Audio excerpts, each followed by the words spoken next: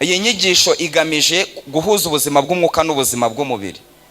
Mujya mubibona ko dufite ikibazo cy'abantu bahengamira ku gice kimwe, ugasanga umuntu arakoze yibagiwe ko azanajya mu ijuru, cyangwa ugasanga n'umuntu agiye mu nzu y'Imana yibagiwe ko anari mu isi yambaye. Umuntu wumva kumva ijambo ry'Imana ukahita uhinduka uvukana na Yesu, kandi umuvandimwe aberaho gukura abandi mu makuba. Yesu nica tumariye. Rero niba yaravukiye kudukura mu makuba, ayo makuba twarimo yari menshi, uhereye mu rupfu n'ibindi byinshi. Reka nkubwire, uyazinzika ngo ari n'amabanga ya Satani. Satani yararebye abona neza nuko uba ufitemo account.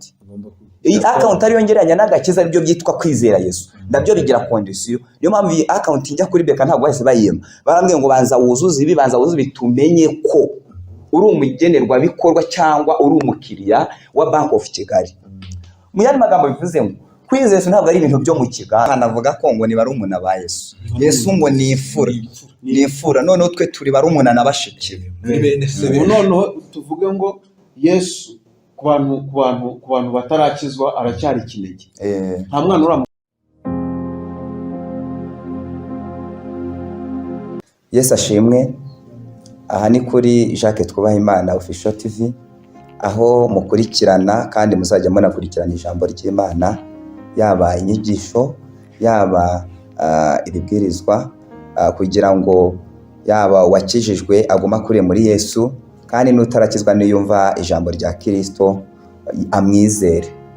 Hanyuma turabasaba kugira ngo dukurikirana mudushyigikire mu buryo butandukanye. Nimba mwumsinyishika bafasha mukoresha kugira ngo n'abandi bamenye ubutumwa bwiza, kandi munakore subscribe kugira ngo namwe bwanyu nitujya dushyira ibintu kuri iyi TV mujye mubibona mu buryo buboroheye, kandi munasige comment kugira ngo nimba ibintu byabafashije tumenye ko ibyo dukomeye tubisengere. Kabiri, niba mubona hari inyigisho mwumva twazabagezaho mu gihe kiri imbere nayo tuyishyiremo, cyangwa nimba ari n'ibibazo mukabitubaza. Murakoze, mugira amahoro.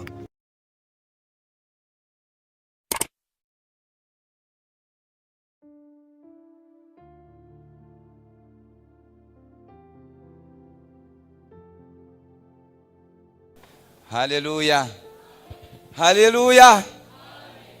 Umwaka mushya kuri twese. Nitwa Jacques Twubahimana, ndi umusore, ndi mwene so muri Kristo Yesu. Ntekereza ko abenshi turaziranye, kereka hari abashyitsi na bamwe muri sepu ko ntabwo bose bahita bakumenya, ariko abenshi nzi ko tuziranye. Ngize umugisha ukomeye wo kubana namwe.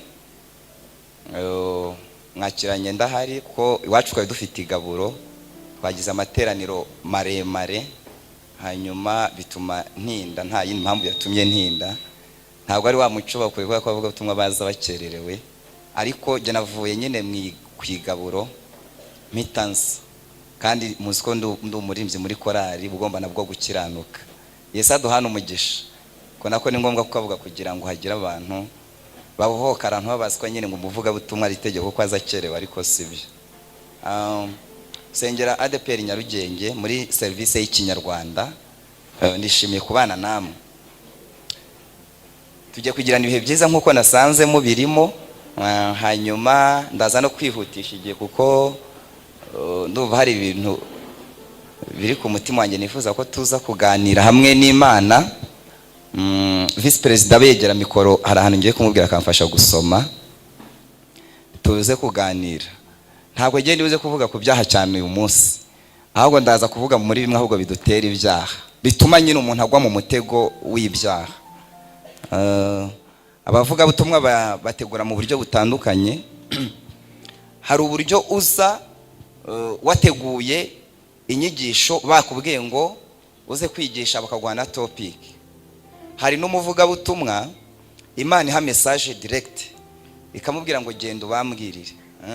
Uwo ni wa kabiri. Hakaba n'umuvuga butumwa wa gatatu yumva inspiration y'umwuka wera Imana yayishyize ku mutima we, akumva birakenewe. Ubwo ni uburyo bwa gatatu. Uburyo bwa kane ni uburyo bwo kureba ikibazo gihari ukabona kireba atari ngombwa ngo unahishurirwe mu mwuka, noneho ugategura inyigisho igamije gukemura bene icyo kibazo. Nk'urugero Abakorinto, buriya Pawulo ntabwo byamusaga ko ahishurirwa, byari ibintu bihari, ahubwo nk'umuntu wari ukuze mu mwuka abandikira ari kubahugura ku bintu yarazi, ntabwo byasabaga ko ahishurirwa, zari situation ziri aho ngaho. Ubwo yenda hashobora no kuba n'ubundi ariko ubwo buryo bunini bwo bukunze gukoreshwa. Bye rero uyu munsi turabana mu buryo bwitwa kwigisha. Ntabwo ndibuze kwiyutera mu bicu cyane, hari uburyo abavuga ubutumwa tukoresha imbaraga nyinshi. Bye ntabwo ndibuze gukoresha imbaraga nyinshi, bivuze ngo uyu munsi biraza gusaba ko dukoresha umwuka ariko n'ubwenge byose bikajyana, kuko ni inyigisho isaba gutuza ariko umuntu agatega amatwi agashyira mu bikorwa iby'ijambo ry'Imana. Imana bamugisha mu izina rya Yesu. Abari kuri projecteri muri media group baze kudushyiriraho ni inyigisho yitwa, ndajya mvanga icyongereza n'ikinyarwanda mwarize, hanyuma n'abari mwaha nimba dufite abashyitsi ndaza kujya mbivanga ntibaze kuremererwa cyangwa bagire ngo n'izindi mpamvu.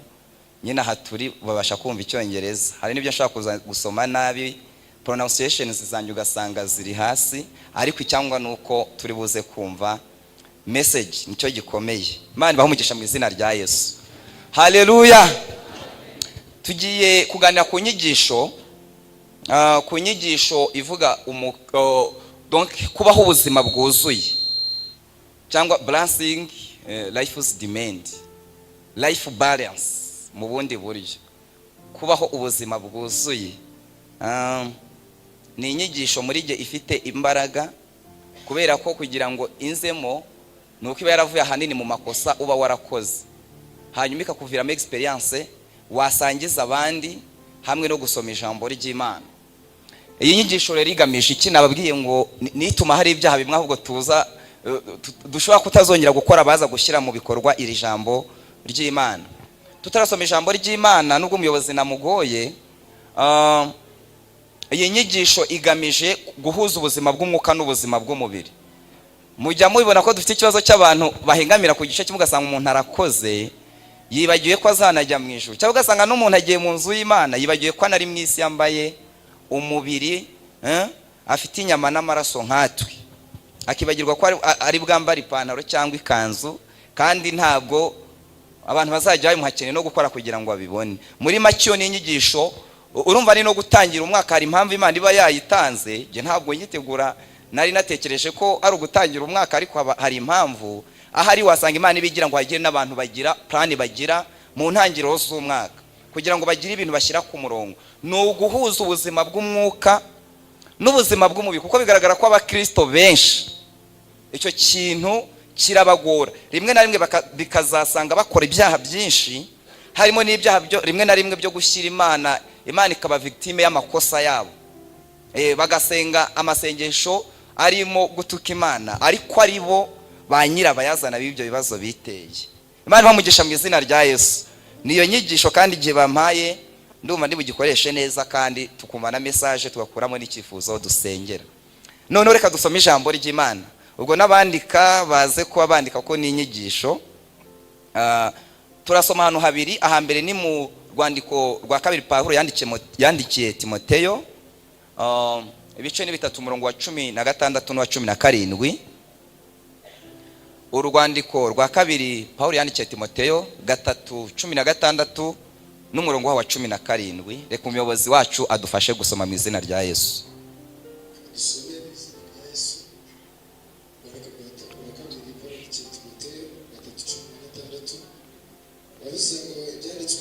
Ibyanditswe byera byose byahumetswe n'Imana, kandi bigira umumaro wo kwigisha umuntu no kumwemeza ibyaha bye no kumutunganya no kumuhanira gukiranuka, kugira ngo umuntu w'Imana abe ashyitse afite ibimukwiriye byose gukora imirimo myiza yose. Yego, kandi some no mu Cyongereza. All scripture is God-breathed and is useful for teaching, rebuking, correcting, and training in righteousness, so that the man of God may be thoroughly equipped for every good work. None aha kabiri ni mu rwa 3 rwa Yohana, umurongo warwo n'uwa 2,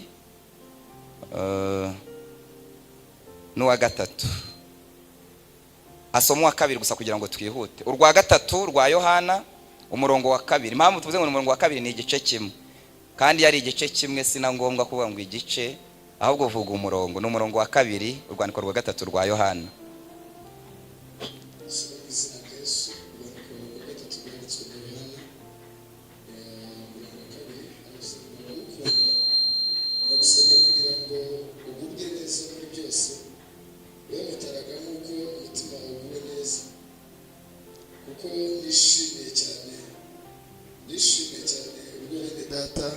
bazaga bagahamya uburyo ushikamye mu kuri ukakugenderamo.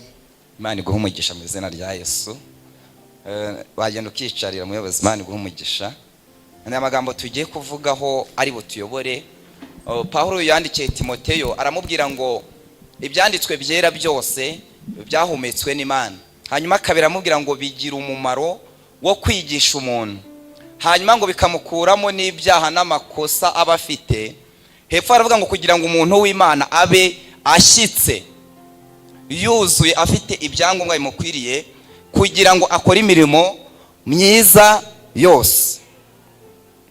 Hanyuma muri uru rwandiko dusomye, uyu nagayo Yohana yari arimo abwira, yaramubwiye ngo mwene data Gayo ukundwa, ngo ndagusabira ngo ugubwe neza. Muri Bibiliya y'Icyongereza haravuga ngo dear friend, I pray that you may enjoy good health and that you may that all may go well with you, even as your soul is getting along well. Urumva mu bugingo yarameze neza, ariko arimo aramubwira ngo arifuza ko no mu mubiri aba aguwe neza. Ntabwo Imana yifuza ko tuba tumeze neza mu bugingo ariko mu mubiri tuguwe nabi, kubera ko Yesu aravuga ngo mwese abarushye n'abaremerewe ngo musange ndabaruhura. Muri Yesaya Yesu amagambo ya mbere yasomye mu muzingo yaravuze ngo naje gushyiraho itegeko ab'Isiyoni barira. Aravuga ngo no kuvura imvune zo mu mitima. Yesu rero ntabwo ari Yesu udukiza ibyaha gusa, ni Yesu ubasha no guha umuntu akiga kaminuza akagenda akaba ministry kandi anakijijwe. Imana ibahe umugisha mu izina rya Yesu. Ni Yesu ubasha kugufasha uri kwiga ukijijwe, kandi wajya no hanze akaguha akazi keza kandi ukazajya no mu ijuru. Ibyo byose rero Yesu arabishoboye. Icyakora hari igihe twebwe dukoresha ibintu nabi tugiye kubona bigatuma hari ibintu runaka tutabona, hanyuma tugasigara nk'uko nabivuze dukondana Imana kandi sibyo. Imana bamugisha mu izina rya Yesu.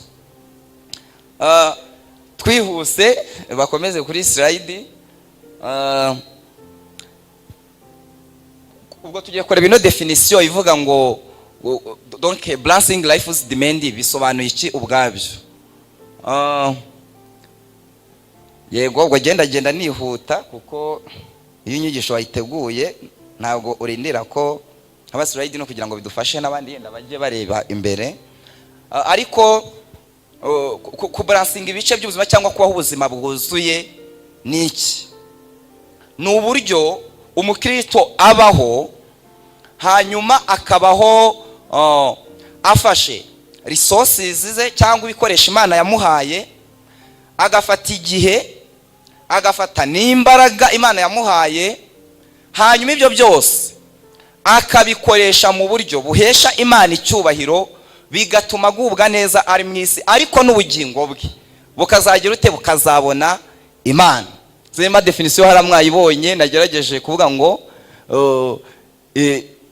is the process of managing and allocating your time, energy and resources across various important areas of your life in a way that promotes overall well-being, finishing the life's mission and fulfillment.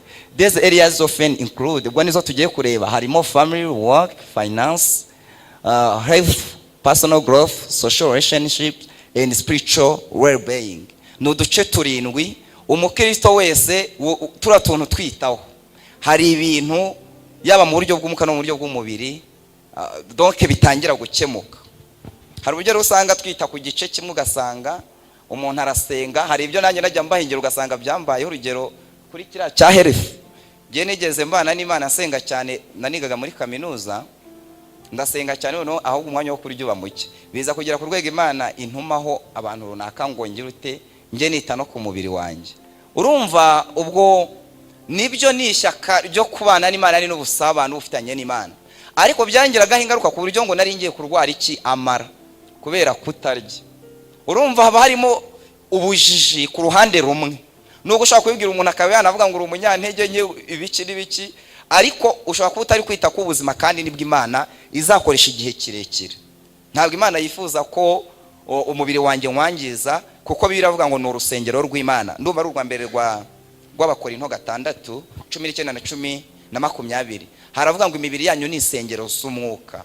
Rero ugomba kuwitaho kugira ngo Imana iwukoreshe iby'ubutwari mu izina rya Yesu. Hanyuma twihuse, hari icyo ni igishushanyo bakomeze kuri slide yo hasi, bo arajya antega amatwi ajye akurikiza aho slide ikurikiyeho. Hari n'ibyo nge ntajya ndeba inyuma kugira ngo tuze kwihuta, cyakora usoma hariya warbiraza kumworohera. Naje gukoresha igishushanyo cya jaride kugira ngo mubyumve. Jaride burya kugira ngo ibe nziza ibirimo ibiti bitandukanye, haba harimo ibiti by'ubwoko butandukanye, harimo indabo izishobora kuba ari roza, harimo ibiri green, ibyatsi byiza ku buryo ubona ukabona birakeye, harimo pasiparumu ushobora kwicaramo, harimo ibiti bizana igicucu. Ubu turabigeranya na biriya bice 7 tugiye kureba, aho iyo kimwe kibuze muri iriya jaride ubona bitaryoshye. Ku bantu bafite jaride aho baba cyangwa no mu ngo z'ababyeyi, mu zantu hari jaride kugira ngo haryohe haba harimo ibiti bitandukanye. Wakenera igicucu kikaba gihari, waba ukeneye kwicara muri pasiparumu. Rero ku jaride ikiryoshya ari uko irimo ibyo biti bitandukanye, ibyatsi bitandukanye. Niko n'umukristo kugira ngo abe umukristo ushyitse, Bibiliya yatubwiye agomba kuba biriya bice 7 byose buri cyose agiha umwanya gikwiriye mu buzima. Hanyuma twihuse, amanutse hepfo, niyihute, yego turareba uduce turimo hariya. Nazamukeho gato, hari igice cya family kibamo uduce 2, ubwo abandi ko barajya bandika. Habamo agace ka mariage ari byo umugore n'umugabo, hakaba n'agace ka children abana.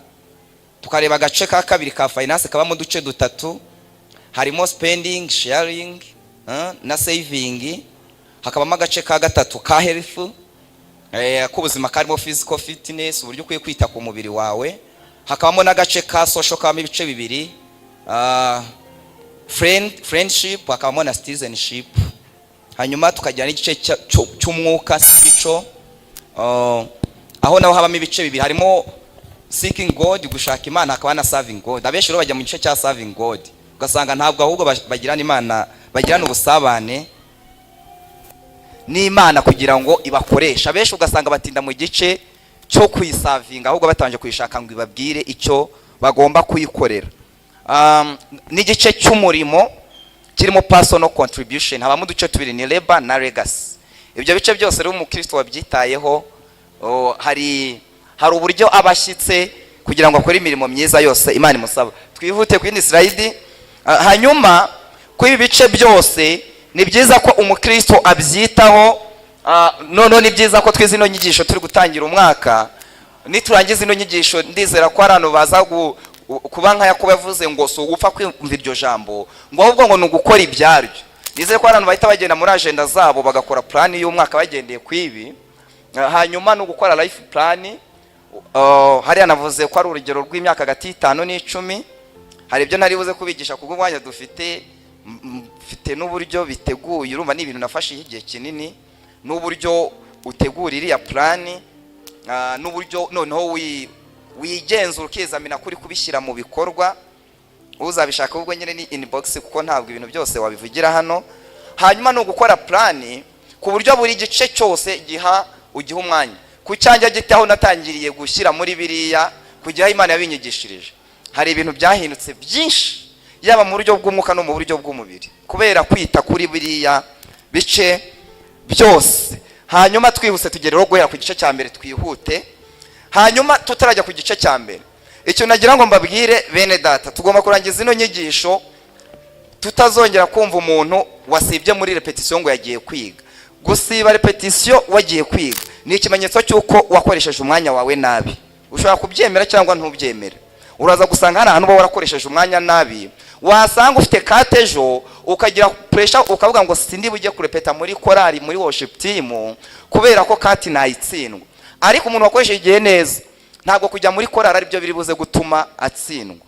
Icya kabiri, umuntu nawe ujya muri kati ngo naje kwiga itsoke waje kwiga, cyangwa n'abajya mu mirimo yabisanzwe nawe akibagirwa Imana, abari kwirengagiza ikintu gikomeye. Ntabwo ubuzima bw'abakristo burangirira mu isi. Yesu yaravuze ngo ni Bibiri bivuga ngo ko Imana yakunze abari mu isi cyane byatumye itanga Yesu kugira ngo umwizera atarimbuka ahubwo azahabwa ubugingo buhoraho. Bivuze ngo kuko abakristo turangirira mu isi, ntabwo ugomba gukora gusa ngo wibagirwe n'ubu buzima. Haleluya. Ntabwo harimo haleluya nyinshi kubera turi mu nyigisho. Twagiye ku gace ka mbere ka family, umuryango. Kuri iki gice cy'umuryango kibamo uduce tubiri, harimo agace ka mariage ariko urugo, hakaba n'umuryango, urugo n'umugore n'umugabo, hakaba n'umuryango nyine haba harimo abana n'ababyeyi. Aka gace rero ka mbere ka mariage ntabwo ndi bugatindeho, hanyuma ahubwo ndakavugaho utuntu nkatungahe gusa, kubera ko abantu muri aha ngaha most of you muri urubyiruko, igihe murimo n'igihe cyo gukora ibintu nka bingahe kuri iriya ngingo. Byanze bikunze sinzi, biragoye kuko twabona muri ADPR abantu bazaba baseribateri. Icyakora Bibiliya yerekana ko hari abantu baba barahamagawe umuhamagaro w'ubuseribateri bakegurira Imana kubw'umwami. Niba hari uwahamagariwe uwo muhamagaro ni byiza, ariko umuntu utari uhamagawe, ntekereza ko abenshi muri twe tuzajya tubona mu myaka itandukanye baduha save the date ko donc bagiye gukora ubukwe. Ni byiza ko muri iki gihe uri gukora ibintu nka bibiri mvuze by'ingenzi.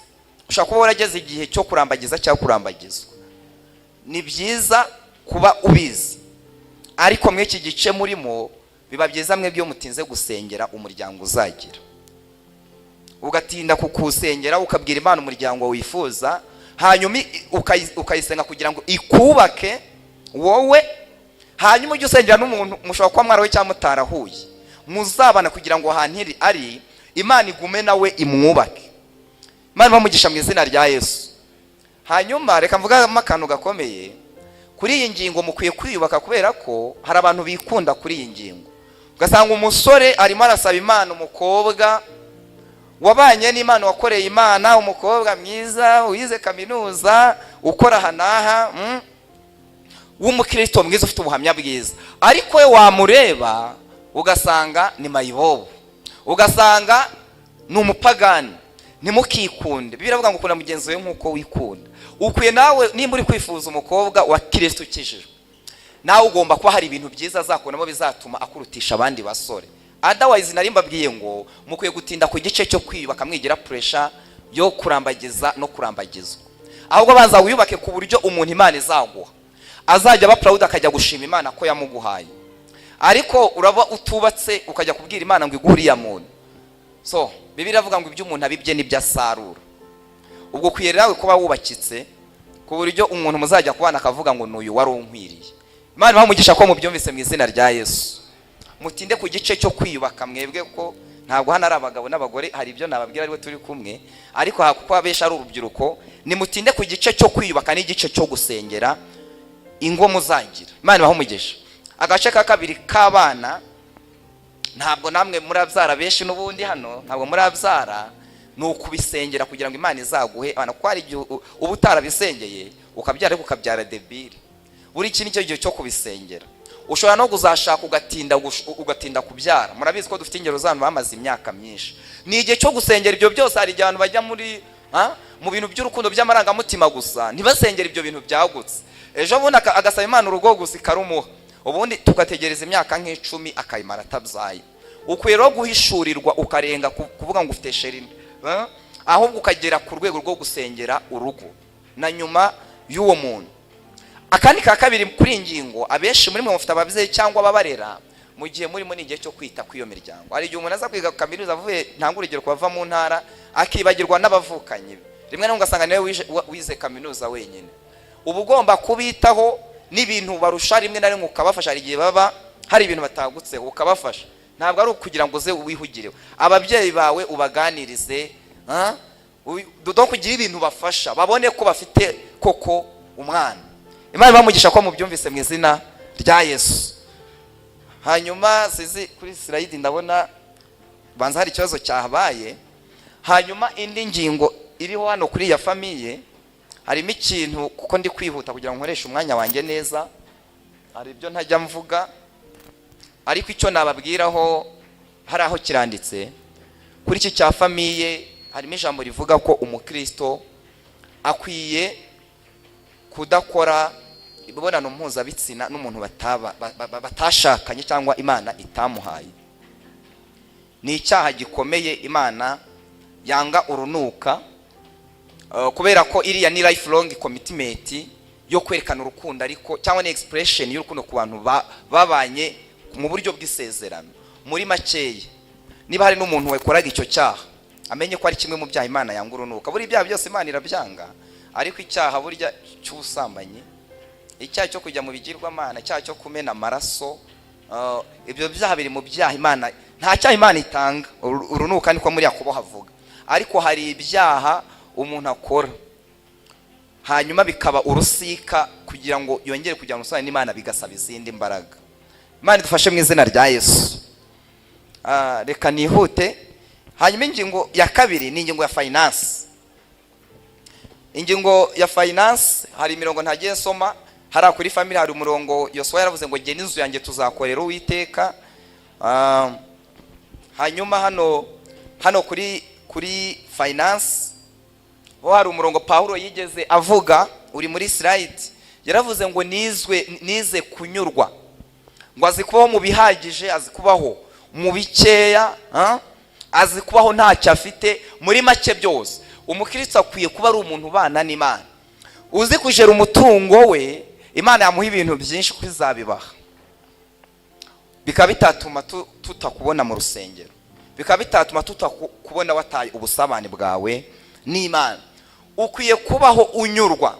Kuri ingingo ya finance, iyo nayo ni inyigisho twakuramo. Ukwiye kubaho unyurwa, wishimira urwego rwose Imana ikugejejeho, kubera ko abantu bataho kuri urwo rwego bagira pressure y'ibyaha byinshi, harimo no kwaka amadeni y'ubutitsa kugira ngo umuntu agure umwenda runaka, hanyuma ugasanga ari mwizo pressure. Ku ikiro cya finance cy'icunga mutungo, ni ngombwa ko umukristo nacyo akitaho. Ngiye kwabwira zimwe mu ngaruka ku muntu utakitayeho ziba. Ingaruka za mbere ndajya ntanga n'ingero ko muri kaminuza, ingaruka za mbere nuko baguha buruse kubera utitaye ku mutungo wawe, ukaza kubera umutwaro sefe. Nubwo dufite abashinzwe kutwitaho mu gihe twahuye n'ibibazo, hari igihe ubabera ikibazo bitari ngombwa, bari kwa bari kuyafashisha ubabaye kukurusha, kubera wayakoresheje nabi, barayaguhaye yose tuyajyana hano mu marangi, none ugiye gutangira kujya kwa social ngo nibagufashe. Ni ikibazo cyo kudacunga umutungo wawe. Hanyuma indi ngaruka igiba, abantu nyine batita ku ingingo nta nubwo batanga icyacumi. Buri abantu benshi badatanga icyacumi no kudasobanukirwa n'iyi ngingo yitwa icunga mutungo. Indi ngaruka ibamo birumvikana no gutera imbere biragorana, kubera ko umuntu abona amafaranga. Jereka mbabwire experience yambayeho, nigeze nkora ahantu akazi ubwo ntarabisobanukirwa. Umuntu yampamagara ngo yahuye n'ikibazo, nari nahembwa amafaranga nyafite ari cash, hanyuma hariyo nari nabikuje ari cash kandi ntiyari make mu gihe cyayo. Hanyuma umuntu yampamagara, twahura nkabona arababaye, ngahita muha 5, kandi narajyanye ikintu nzayakoresha. Najya gusura runaka tugahita dufata fanda, naje kwisanga amafaranga ari nkaho yashize kandi ari menshi. Ntangira kwibaza yagiye, nongera ndakarikira sanga amafaranga utuntu twagiye tuyamara n'utwo tuntu kubera kutagira plan muri finance. Akaramushaka kugira ngo karoroshya ariko gafite imbaraga, kubera ko umuntu wagakoze nabi. Nababwiye ngo rimwe na rimwe aba umutwaro wa bene se. Ushobora kutabaguza mu madeni ngo unanirwe kwishyura, ariko ukababera umutwaro, bakaba ari we muri korari bahora bafasha, ukababera umutwaro. Imana idufashe mu izina rya Yesu. Hanyuma nababwiye ko aba mu duce dutatu. Akambere nakitwa sharing. Aka ni agace ko gusabana n'abandi muri igice cy'icunga mutungo, kugira ngo ndusobanure ko ari dutatu sharing uburyo usabana n'abandi ukoresheje umutungo wawe, spending uburyo ukoresha umutungo wawe, na saving uburyo unizigamira. Ngiye kubisobanura nkoresheje urugero kugira ngo mubyumve. Nimba uhembwa ibihumbi 100 kugira ngo bikorohere, ubundi ku bakristo ni ngombwa gutanga icya 10. Hari abajya bazana filozofi mu nyigisho nabwiye ngo uzabishaka azagere muri media bayimuhe, birasobanutse byo birarambuye kandi buri kintu cyose mpita umurongo wo muri Bibiliya ugisobanura kugira ngo bisobanuke. Aho rero nanditsemo ijambo rivuga ko umukristo witaye ku iki gice niba ahembwe abagomba kubanza kwita ku cya 10, kubera ko bajya bavuga ngo nibyo mu isezerano rya kera, ariko Yesu yaravuze ngo mukwiye kwita ku byo yarimo abahugura, ntagiye kujyamo kubw'umwanya, aravuga ngo nibyo ngo mukwiye kubikora, ngo mukwiye nabyo kubikora, donc ngo ntimubyirengagize. Yesu rero haravuga ngo yakuye icya 10 ntiyagikuyeho, kuko icya 10 ubusobanuro bwacyo kiravuze ngo ni nka expression yo kubwira Imana ngo ibyo ufite niwe mbikesha. Kandi niko yavuze mu gutegeka kwa 2 bwira Abisirayeli, yaravuze ngo ntuzirate ngo imbaraga zanjye nizo zimpesheje uyu mugisha. Yaravuze ngo ujye uzirikana ko ari Imana yawe. Mu yandi magambo, umukristo akwiye gutanga icya 10 birenze kuvuga ngo nukijyana mu nzu y'Imana ngo gikore wa murimo, ahubwo gisobanuye ko ari uburyo bwo kuramya. Gutanga icya 10 burya ni uburyo bwo kuramya. Mbonye terime iri buborohere. Gutanga icya 10 ni uburyo bwa worship, bwo kubwira Imana ngo ibyo ufite ni wowe mbikesha. Muzi ko uwitwa Korogate niwe ntanga urugero, yatangaga 9 by'icumi Imana ihita imuhisezerano ko izamwamamaza. Na n'uyo mugiye kugura na White Dent kandi si Korogate, muravuga ngo umengo Korogate ya White Dent. Urumva ko isezerano Imana yamubwiye ryarasohoye. We yatangaga 9 by'icumi, yahishuye ko icya 10 ari ikintu gikomeye mu buryo bw'umwuka, akajya atanga cyinshi. Rero ntuzagitange kugira ngo Imana iguhe umugisha, uzagitange wumva uri kuramya Imana. Imana bamugisha mu izina rya Yesu. Nimba yambwiye 100 rero ugomba guhita ukuraho 10%. Muri makeya nimba uhembwa 100, tekereza ko uhembwa 90 kugira ngo bikorohere, uba ari nayo upangira, kuko nushyira mu mutwe ko uhembwa 100 bizakugora. Baragubwa ahita ubona rwose yabaye makeya, ariko iyo wabibaze gutyo birakorohera. Hanyuma icya 2, spending ni amafaranga y'ibintu ukoresha, amatike niba ujya ku kazi, kurya mu rugo, kuyishyura inzu, mitiyu, data, ayo mafaranga ni muri spending. Ugomba kuzirikana ko nyine nawe ukeneye kubaho, ukambara, ukiyitaho. Hanyuma hakabamo nako gace ka saving, ukamenya ko ugomba no kwizigamira. Ntago amafaranga yose baguhaye. Harano muri buruse twagiye twumva ugasanga umuntu yarizigamiye, je sinabishoboye mu gihe cyanjye, ariko hari ababye babishobora, akizigamira agakuramo business. Ni urugero yenda ntanze, ariko umukristo akwiye kubaho anizigamira. Hanyuma amafaranga wizigamiye bavuga ko ubundi ntabwo ari ukuramo nyuma. Benshi bazi ko kwizigamira ari amafaranga ukuramo ariko abanje gukoramo ibyo nkenerwa shingiro, ahubwo niyo ubanza gukuramo mbere. Kwizigamira ubundi bivuga ngo ni ukwihemba, kuko ni uba wakoze. Ayo wizigamiye rero ayo wihembye urayazigama. Kuyazigama rero ntabwo ari kuyazigama ngo uzagende uyashyire kuri konti abeho. Biba byiza, baravuga ngo abanga baravuga ngo uba ugomba kureba ikintu akungukiramo. Ubwo rero nari nanze urugero nimba uhembwa 100, ubwo nigiyembe baragutyo, ntabwo ari abandi, ye naro bishobora gufasha. Je nimba mpembwa 100 n'urugero, 10% niko giye nabibaze. 10% ni icya 10, 7% abari saving, ubwo asigaye 70. Hanyuma 55 niyo jewe mpa spending, kuko nibyo bidutwara amafaranga menshi, kwishyura inzu n'ibindi kubaho. Hanyuma hagasigara na sharing, je ku cyaje giti nayihaye 10, kuko bishaka utabishaka. Muri separa abantu bazagira ubukwe kandi ukeneye kubatwerera, kandi nutabatwerera burya babibona iyo mwiyandika kuri list, nawe niba tagutwerera ntuzababare.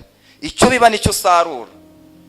Niba abandi bajya muri birthday guserebura abandi, we ntujyeyo, burya baba babibona nubwo batabivuga. Nawe yawe nuyigira ntihagire uza ntuzakomereke.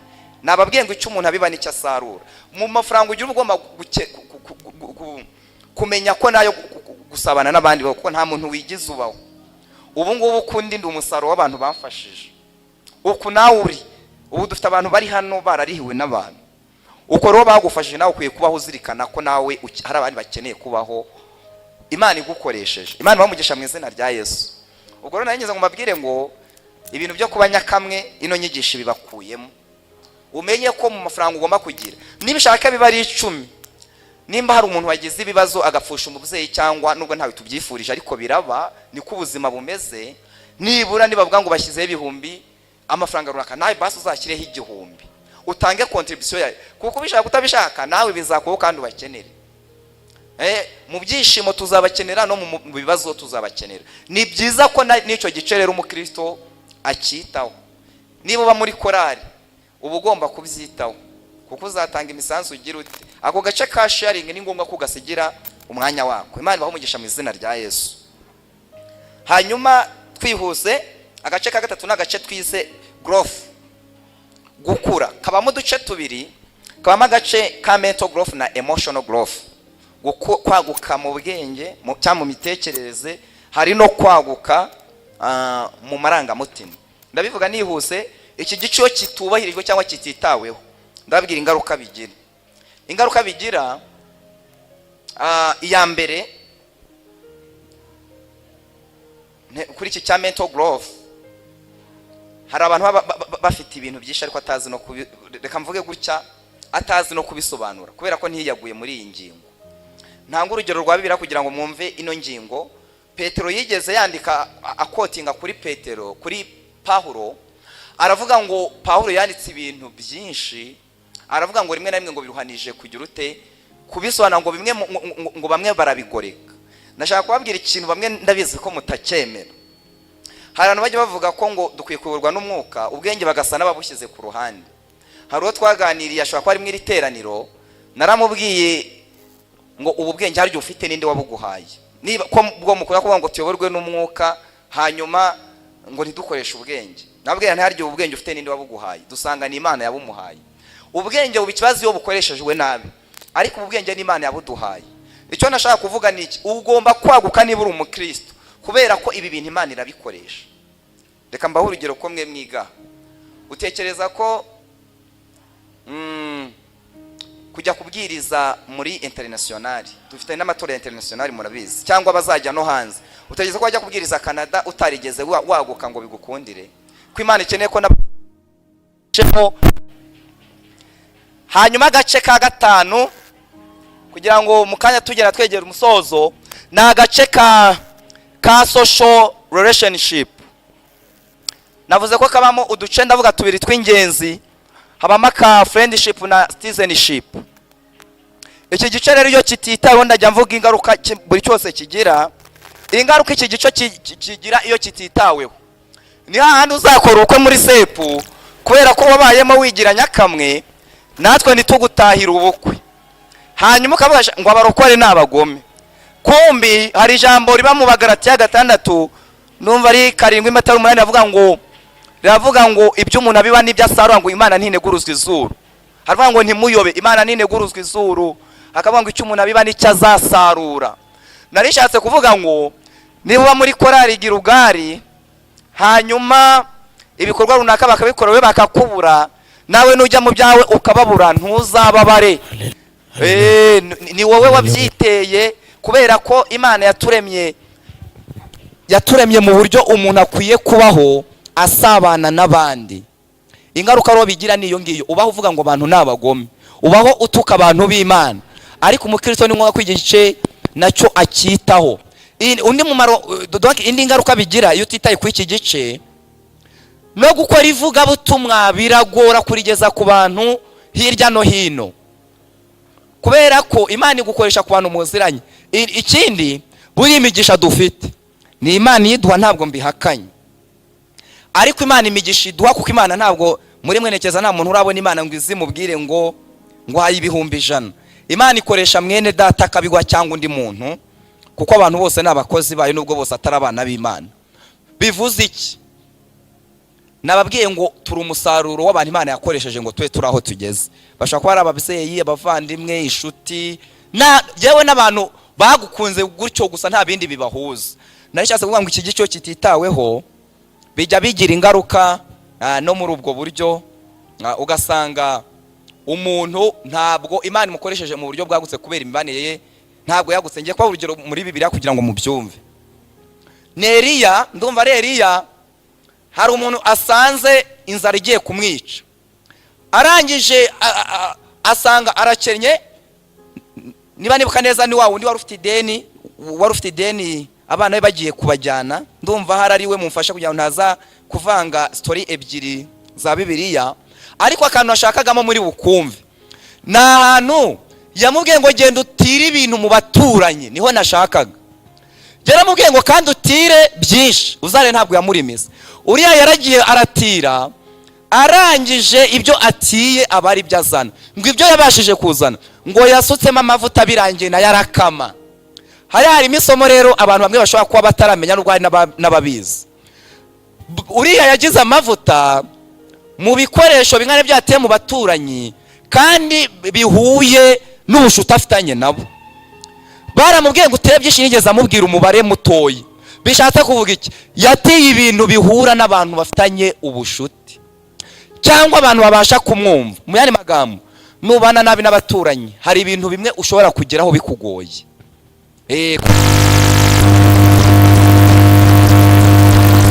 Tekano, ariko iyo ubanye nabo nabi urataka ntihagire umuntu ukwitaho. Imana idufashe mu izina rya Yesu. Agace ka friendship ni ngombwa ko umuntu wese agira inshuti. Ntabwo ni ubwoko bw'inshuti ukwiye kugira kubera ko turi kwihuta, ariko ni ngombwa ko umukristo agira inshuti. Bibiliya iravuga mu Migani 17, ndumva ari 17, ngo inshuti zikundana ibihe byose, kandi ngo umuvandimwe avukira gukura abandi mu makuba. Ukwiye nibura kugira umuntu mwashobora kuba ari muri sepu cyangwa atari muri sepu, w'inshuti yawe ubwira ibintu ukaruhuka. Nta muntu umwe wigira, ntibishoboka. Niba unabigerageza, niba abantu uzasanga bafite imitima yenda kubaturikana, akagira ibintu akaba atagira umuntu abibwira, ugasanga ugira ibibazo nta muntu wagufasha. Kubera iki? Nyine ubaho nka nyakamo. Rero dukwiye no kwaguka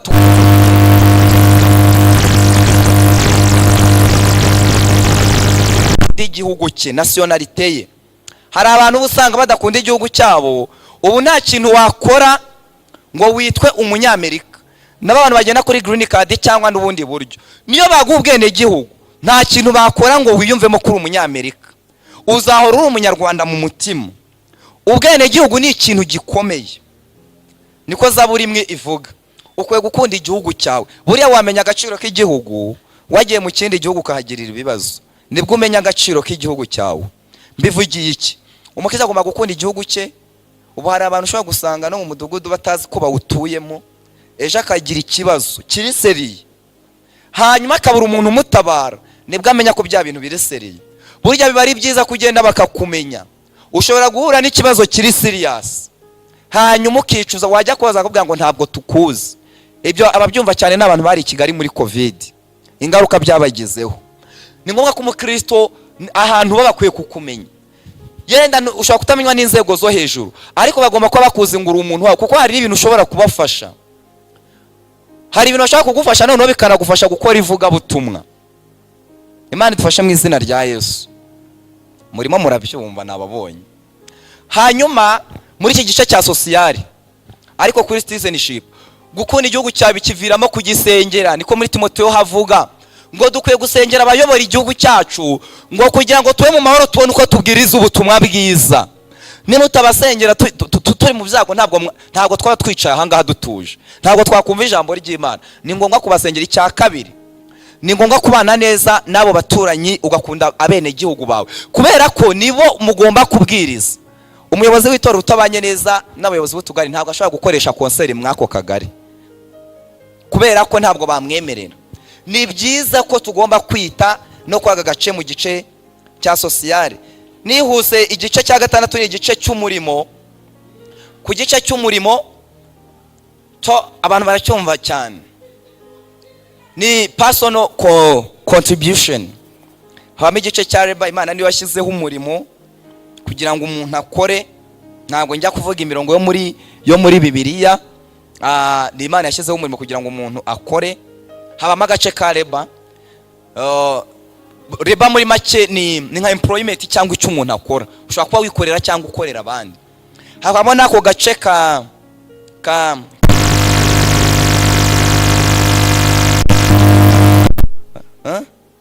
sinzi ego. Hanyuma utwo duce tubiri ni ngombwa ko umukristo agira ikintu akora. nihuse ku icyo rero, umuntu udakora bigira ingaruka kuri cya gice cya finance, kuko muri finance ucunga umutungo w'ibintu nyine bivuye mu mbaraga zawe. Bibiliya ivuga ngo muvuge ko abakiranutsi bazagubwa neza, ko bazatungwa n'imirimo y'amaboko yabo. Ni ngombwa ko ukora. Mwe muri kwiga ni ngombwa ko wiga ukamagisimiza, ku buryo nunisanga wagize, reka ntange urugero rudashimishije, nunisanga wasibiye uzabubwira Imana ngo ntacyo nicuza, ariko gusibira hari ikintu wicuza birakatsindwa. Sinzi impamvu munyumvise, gusibira wicuza ngo iyo mbikora gutya birakatsindwa. Mukwiye gukora ukamagisimiza, ku buryo ibisiga avuga ngo Mana mu maboko yawe niho shyize umurimo w'amaboko yanjye, ariko gihe nakoze icyo nagombaga gukora. Umukristo agomba gukora. Muri make Imana ibwiye Mose ngo ufite iki?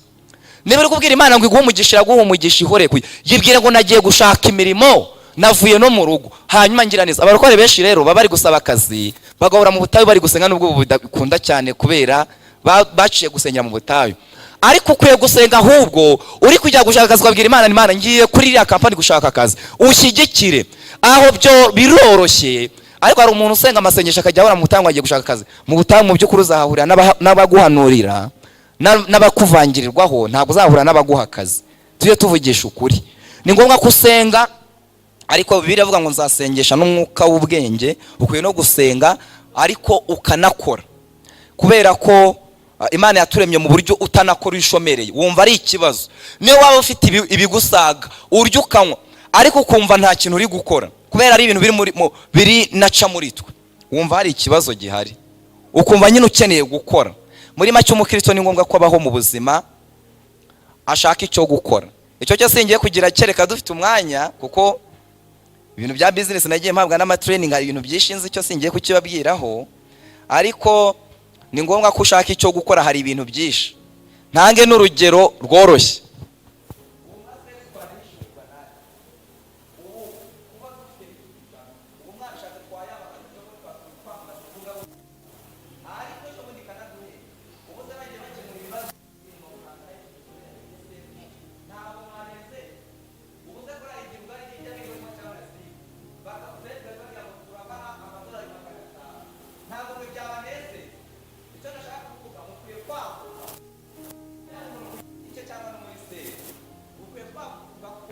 Ugashaka business ukabwira Imana ngo ntera inkunga. Ukaba ufite umushinga wanditse, ukabwira Imana ngo ufite umushinga wanteye inkunga, ariko se ufite iki ngo Imana ihere? Nsoza agace k'umwuka niko sorejeho, kabamo uduce tubiri kitwa, harimo kitwa seeking God na serving God. Aka gace k'umwuka ko murakumva cyane, nabo nisingatinze kuko igihe mbona yego nabona cyageze. Harimo seeking God and serving God. Abantu benshi bakorera Imana muri serving God ariko batabanje kuyishaka. Umukristo ni ngombwa ko agirana ubusabane n'Imana. Ni ngombwa ko umukristo agenda agasanga Imana ikamwuzuza umwuka wera, akagirana ubusabane nayo, hanyuma ikamuha misiyo y'ikimwifuzaho. Abenshi rero bakorera Imana, umuntu agahita yihutira kujya muri korari atazi ikimujyanye. Imana rero idufashe kugira ngo tube abakristo ariko babasha gushaka Imana. Ngiye kuvugamo akantu gakomeye ne kubitindaho muri iki gice cy'umwuka. Abantu muri gukorera Imana, munyume neza kugira mutamfata nabi.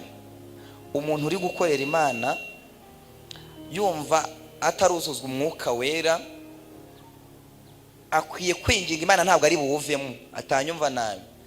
Nicyo kintu gikomeye ku mukristo, kubera ko kuzura umwuka wera. Iyo twishe abanyamategeko tubabwira ngo nararibonye Imana nk'umuntu kugira ngo Imana ibishaka kumukoresha, ko biravuga ngo icyakora muzahabwa imbaraga umwuka n'abamanukira ngo muzaba abagabo nyabagabo. Ntabwo habwa umwuka wera kugira ngo mwicarane. Muri make umuntu wese wumva uri muri service yo gukorera Imana akaba adashaka first of all kugira ngo Imana imwuzuze umwuka wera, afite ikibazo, bizatuma akorera Imana nabi. Kubera ko ukwiye gushaka Imana ukagirana ubusabane nayo ikakubaka, hanyuma yamara kukubaka ikaguha n'ibyo ujya gukora. Umuntu utashatse Imana ngo ibanze mu cyo agomba gukora arahuzagurika, usanga ibintu byose yumva yabikora, ibintu byose akumva ashaka kubijyamo. Nkanjye rwose ndabizi ko ntabwo ndi umuririmbyi w'umuhanga, ariko korari mbamo hari ibindi nanjye shoboye nkoramo.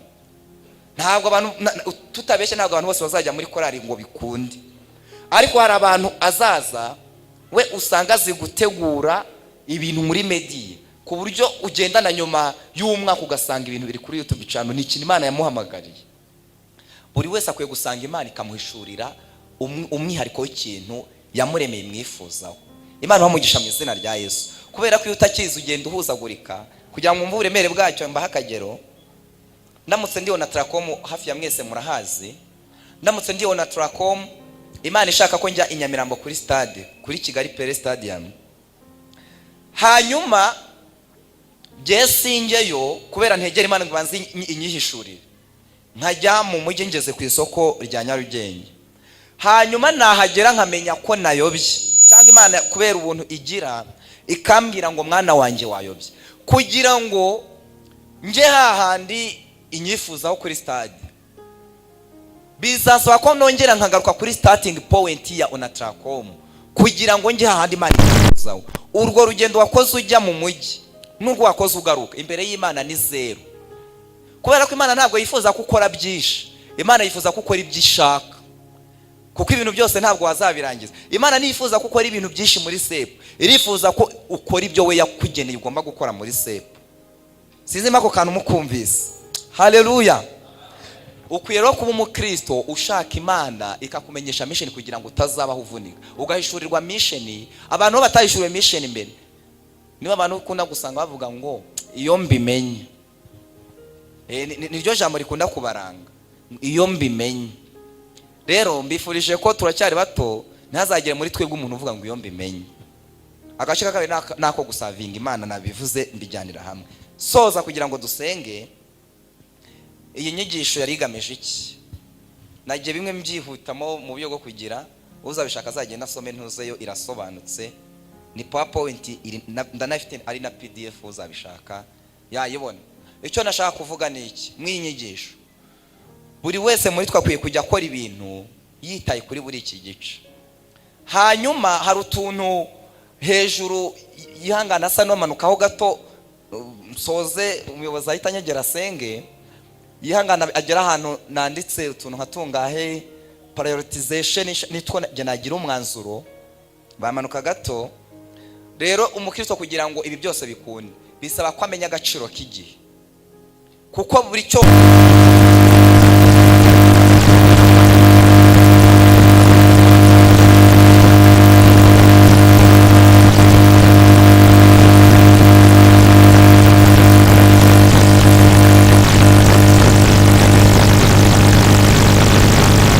hari session kavuga ngo recognizing what is most important at any given time and making decisions accordingly. Ni ngombwa ko umenya ngo mu gihe runaka ndakora iki. Ikindi ni time management. Ni ngombwa ko umukristo agomba kumanaginga igihe Imana yamuhaye muri biriya bice. Na manukana none turaka gatatu. Aka source management, ukamenya ahantu ho gushyira amafaranga yabyandi twa gutagaguza cyangwa n'ibindi bikoresho Imana yaguhaye. Niyo navuga utwo ngutwo. Cyane nashaka kuvuga, ukwiye kuba uri umuntu umanaginga igihe cyawe. Nababwiye ngo bafite na plan y'uburyo umuntu abikora. Ubu mba nzigewe ngo igihe runaka ubu nimvaha nzi ikintu ndi bugende ngakora. Kubera iki?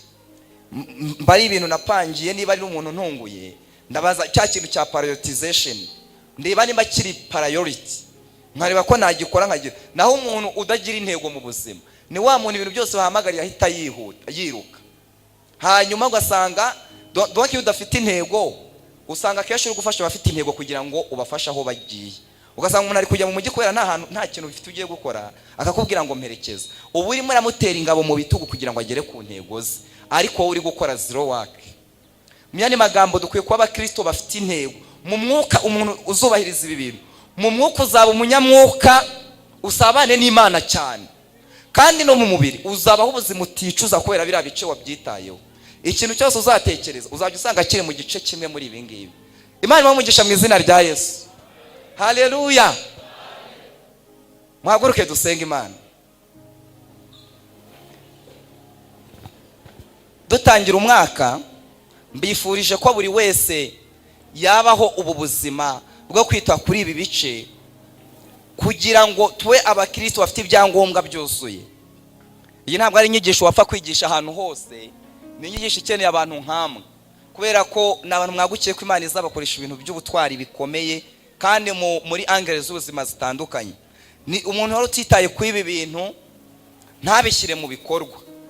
Ndabizi byanze bikunza bishaka atabishaka, I grant him or her, hari ingaruka zahura nabyo. Ariko umuntu nanone witaye ku ibi bintu, simvuze ngo ntabwo ibintu byose bigenda neza 100%, ariko hari amakosa atazakora mu buzima, hari n'ibyaha ashobora kutazongera kugwamo kubera yitaye ku izi ngingo uko ari zingahe. Buri gice cyose akagiha umwanya gikwiriye mu gihe cyacyo. Imana ibahe umugisha. Tugiye gusenga tubwire Imana ngo dukeneye ko uduha ibyangombwa byuzuye. Tugiye kwisaba ibikoresho biri mu buryo bubiri. Hari ibikoresho byo mu buryo bw'umwuka no mu buryo bw'umubiri, kubera ko hari igihe tudindira ari uko wowe ugasanga ufite n'ibitekerezo by'ibintu byinshi, ariko ukeneye ko Imana ibiha umugisha. Tugiye kubwira Imana na bya bintu wateguye uyu mwaka, akesha umwaka utangiye abantu barandika, ubwire Imana ngo uzahe umugisha imirimo y'amaboko yanjye, ariko nayibwire ngo ntabwo ndi umuntu ugendera mu kigare, uyereke ibintu, kuko nayo iravuga ngo nzi ibyo nibwira nzabagirira. Nibura uyereke ibyo wateguye, yo iba ari ibyeditinga, ariko wabiteguye ibwire ngo iki washyizemo ntabwo cyari ngombwa, ariko nibura wabiteguye. Reka dusenge tubwire Imana kugira ngo itwubake, kugira ngo tube dushyitse rwose. Timoteyo yandikiwe rivuga ngo ibyanditswe byametswe n'Imana bigira umumaro wo kwigisha umuntu, kugira ngo umuntu w'Imana abashyitse. Tugiye kubwira Imana ngo twubake. Haleluya, haleluya torero ry'Imana, haleluya. Mana, mu izina rya Yesu turagushimiye, uduhaye ijambo ryawe. Uratubwiye ngo umuntu w'Imana ngo akwiye kuba ashyitse, afite ibyangombwa bimwuzuye kugira ngo akore imirimo myiza yose. Itorero ryo muri Sepu ndetse n'abashyitsi turasenze tukubwira ngo dukeneye ibikoresho byuzuye. Yohana abwiraga yaramubwiye ngo ugwe neza muri byose, ngo ugwe neza mu bugingo. Reka ubugingo bwacu bwubake. Imana ishimwe, reka ubugingo bwacu bube bushyitse rwose. Turifuza kuba mwami abasore uzakoresha mwami muri generasiyo ziri imbere, abakobwa ukazakoresha muri generasiyo ziri imbere, ariko dusanzwe dukeneye imbaraga z'umwuka wera, kubera ko dukeneye kugushaka, ukabanza ukatwigisha, ukabanza ukaduha izindi mbaraga. Haleluya. Bibiliya ivuga ngo icyakora muzahabwa imbaraga, ngo umwuka wera nabamanukira, ngo muzaba abagabo nyabagabo. Dukeneye imbaraga zituma tuba abagabo nyabagabo. Izo turazikeneye muri Sepu, muri uyu mwaka w'amashuri. Imana itanga imbaraga muri Sepu. Haleluya.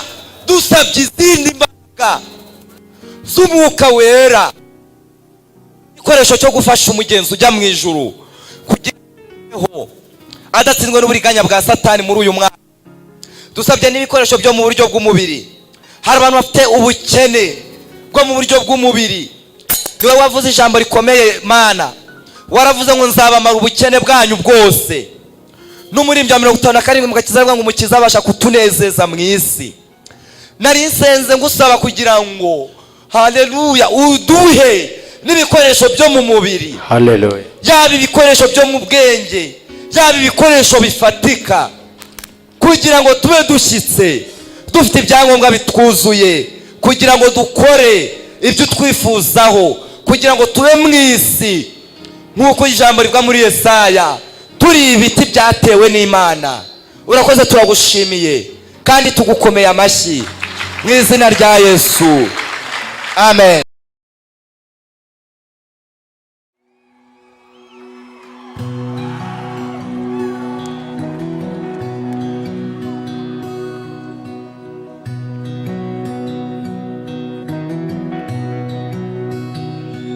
Lord, I come, I confess, bowing here, I find my rest, and without you, I fall apart, you're the one that guides my heart. Lord, I need you. Oh, I need you. Every hour I need you. My one defense, my righteousness. Oh God, how I need you.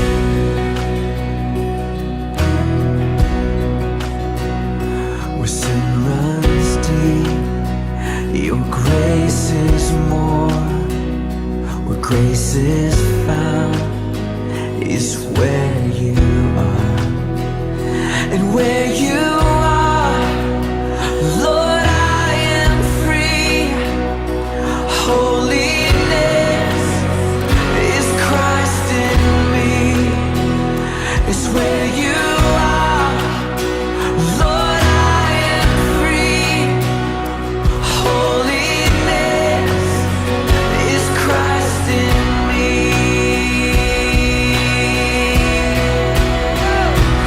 Lord, I need you. Oh, I need you. Every hour I need you. My one defense, my righteousness. Oh God, how I need you.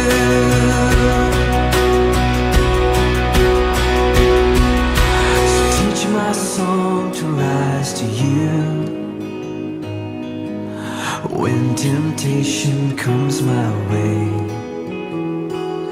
and when I cannot stand, I'll fall on you. Jesus, you're my hope and stay. And when I cannot stand, I'll fall on you.